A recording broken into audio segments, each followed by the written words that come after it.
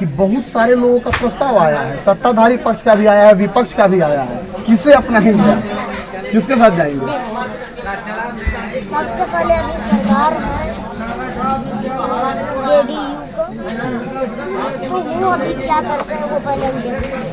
उसके बाद अगर सरकार मदद नहीं करती है उसके बाद मैंने कोई हमको जाना है वो नहीं हो सकता है। चलिए, अब सोनू देखना ये होगा कि आप कहाँ जाते हैं ना, किसके पास जाना चाहेंगे, फिर से एक बार बता दीजिए। सबसे पहले हम सरकार पर भरोसा भी कर रहे हैं। हाँ। उसके बाद सरकार अगर मदद करती है तो उम्मीद है कि मदद करेगी। तो हम सरकार को भी धन्यवाद देना चाहेंगे अगर हमको हो जाते तो, और विपक्ष को भी, क्योंकि वो लोग भी मेहनत किए तो उनकी थोड़ा सा आगे। चलिए, आप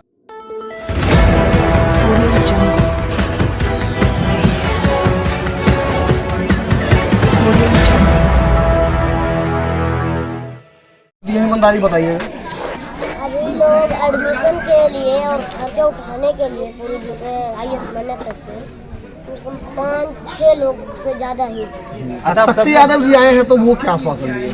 वो भी बोले हैं कि जो है वो भी पढ़ाना, मैंने IAS बनने तक वो भी चाह रहे हैं, क्योंकि उनके जो है पति जी श्री तेजस्वी यादव जी जो हैं वो भी बोले हैं उनके भेजने पर ही आए हैं। अच्छा, आप IAS बनना चाहते हैं? एक सवाल मैं और आपसे लेना चाहूँगा कि बहुत सारे लोगों का प्रस्ताव आया है, सत्ताधारी पक्ष का भी आया है, विपक्ष का भी आया है, किसे अपनाएंगे, किसके साथ जाएंगे? सबसे पहले अभी सरकार है जेडीयू को, तो वो अभी क्या करते हैं वो पहले हम देखते हैं। उसके बाद अगर सरकार मदद नहीं करती है उसके बाद मैंने कोई हमको जाना है वो। शक्ति यादव जी, अब आपसे सवाल पूछेंगे, कुछ सवाल कड़वी भी हो सकती है। अरे सवाल बच्चे को गोद में आप उठाए हैं, कब तक उठाएंगे?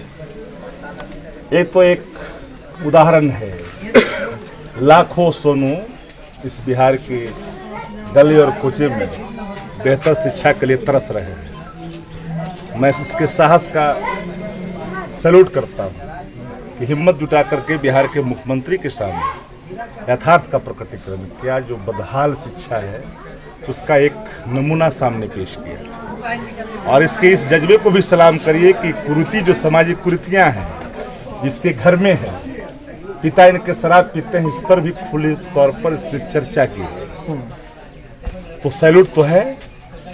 पर एक सवाल सोनू का नहीं, सोनू को तो मैंने गोद ले लिया, मर्जी इनके पिता का कहाँ जाना चाहते हैं, लेकिन IAS बनने तक इसको सारे खर्च पूरी तौर पर दी जाएगी रहने। लेकिन एक सोनू मिसाल हो सकता है, प्रेरणा हो सकता है, लेकिन बिहार के तमाम उन सोनू के साथ न्याय करने के लिए तो कहीं न कहीं सरकार को आंखें खोलनी पड़ेगी, जो कुंभकर्णी निद्रा में है। एजुकेशन के सवाल पर, बदहाल शिक्षा की और कॉमन स्कूल एजुकेशन सिस्टम की बार मैं चर्चा करता हूं कि अब देरी करने की जरूरत नहीं है। रानी हो या मेहतरानी, चाहे वो जज हो या मिनिस्टर, MLA हो या आम आदमी, किसान हो या मजदूर, कॉमन स्कूल सिस्टम लागू करो।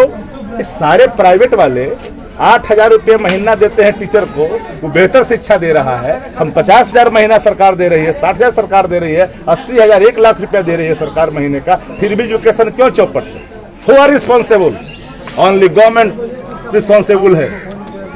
चाहे कोई भी गवर्नमेंट बिहार के अंदर में इस सिस्टम को लागू नहीं करेगा तो फिर वो तो है, मानना पड़ेगा आपको, थोड़ी सी हट के बोलना पड़ेगा आपको।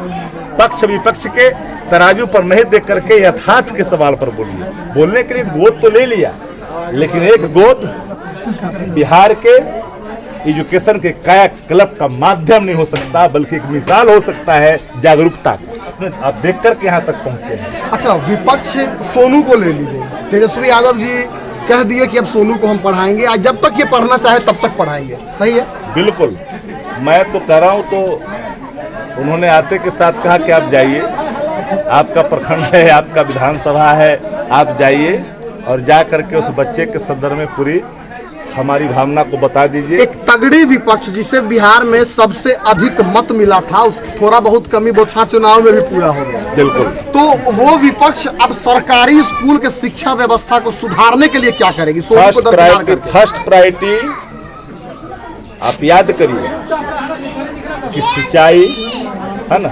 दवाई, पढ़ाई, करवाई और सुनवाई। जब सुनिएगा नहीं तो करवाई कैसे करिएगा?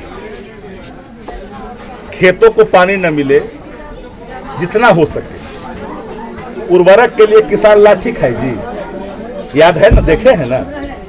हा? बेहतर शिक्षा कितना बेहतर हो सकता है वो तो किया जा सकता प्रयास। स्वर्ग तो कोई नहीं उतार सकता, लेकिन बढ़िया शिक्षा कैसे लागू हो, मेरी पुराना गौरव कैसे लौट जाए। जो खपड़ाइल स्कूल में जो एजुकेशन था, जो शिक्षक का जो उनके प्रभाव का असर था, वो सब खत्म होता हुआ दिखाई। आपको नहीं लग रहा है कि सोनू के पढ़ाई के सिलसिला में बिहार में राजनीतिक भी हावी होने लगी है? मैं इस पे राजनीति करना नहीं चाहता, राजनीति किसी को नहीं करनी चाहिए, इसको मॉडल मानना चाहिए। इसलिए तो कहा जाता है, मॉडल है, मॉडल। इसलिए कहा जाता है कि सरकारी स्कूल में शिक्षक सब बनना चाहता है, लेकिन वहाँ अपने बच्चों को कोई पढ़ाना नहीं चाहता। शिक्षक सब बनना चाहता है, इसलिए मैंने कहा कॉमन स्कूल सिस्टम लागू सबसे बेहतर है। लेकिन सर, ये कब तक लागू होगा, कब सरकार कहाँ आपको मैं वचन देता हूँ, और मेरे गांव में भी सर, ये गांव नहीं, कभी भविष्य में बिहार की आवाम ने भरोसा किया